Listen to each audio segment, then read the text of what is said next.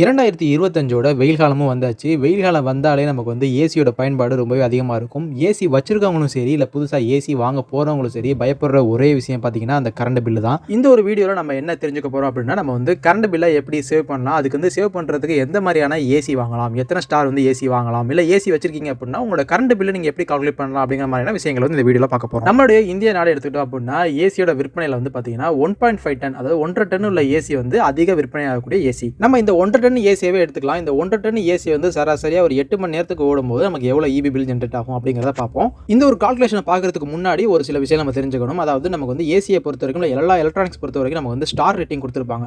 அதாவது 1 ஸ்டார்ல இருந்து 5 ஸ்டார் வரை இருக்கும். ஒன்றும் இல்லை 1 ஸ்டார் அப்படின்னா நமக்கு வந்து அதிக எனர்ஜியை எடுத்துக்கக்கூடிய அந்த ஏசி அப்படின்னு சொல்லி நம்ம சொல்லலாம். இதே நம்ம வந்து 5 ஸ்டார் ஏசி வாங்குறோம் அப்படின்னா நமக்கு வந்து அந்த எனர்ஜி சேவிங் வந்து அதிகமாகவே இருக்கும்.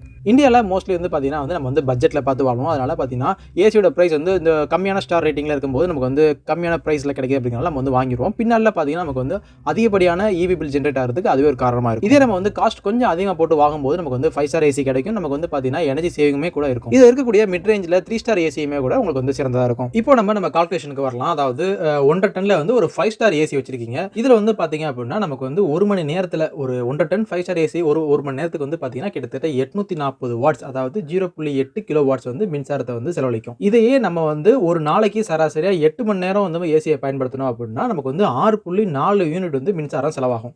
இந்த 6.4 யூனிட் மின்சாரத்துக்கு நமக்கு வந்து பார்த்தீங்கன்னா கட்டணமா ரூ. 7 8 வரைக்கும் நமக்கு வந்து சராசரியா ஆகும். இதே வந்து நமக்கு வந்து தினசரி கால்குலேஷன் பண்ணோம் அப்படின்னா ஒரு நாளைக்கு 48 ரூபாயும் மாசத்துக்கு 1500 ரூபாயும் நம்ம வந்து ஏசிக்காக பயன்படுத்துற செலவா இருக்கும். இப்போ அப்படியே வந்து நமக்கு வந்து பெரும்பாலான வீட்டில் வந்து பார்த்தீங்க அப்படின்னா 1.5 டன்ல 3 ஸ்டார் ஏசி வந்து கட்டாயம் இருக்கும். இந்த ஏசி பார்த்தீங்க அப்படின்னா ஒரு மணி நேரத்துக்கு வந்து 1104 வாட்ஸ் வந்து எடுத்துக்கிறோம். அதாவது 1.10 கிலோ வாட் வந்து மின்சாரத்தை வந்து எடுத்துக்கிறோம். இதையே அப்படி நம்ம வந்து 8 மணி நேரத்துக்கு சராசரியா நம்ம கனெக்ட் பண்ணோம் அப்படின்னா நமக்கு வந்து 9 யூனிட் வந்து மின்சாரம் வந்து செலவாகும். இந்த 9 யூனிட் வந்து பாத்தீங்க அப்படின்னா மாதம் வந்து 2000 ரூபாய் வந்து நமக்கு வந்து பில் வந்து வரும் ஏசிக்கு மட்டும். இதையே நம்ம வந்து 5 ஸ்டார் ஏசியோட நம்ம வந்து ஒப்பிட்டு பார்த்தோம் அப்படின்னா கிட்டத்தட்ட ஒரு 500 ரூபாய் வரை நமக்கு வந்து மாசம் சேவிங் ஆகும். இப்போ நம்ம சொன்ன விஷயங்கள் மட்டுமே நமக்கு வந்து கரண்ட் பில்லை வந்து சேமிக்குமா அப்படின்னு கேட்டீங்கன்னா அது மட்டும் இல்லை, இன்னும் நிறையவே இருக்கு.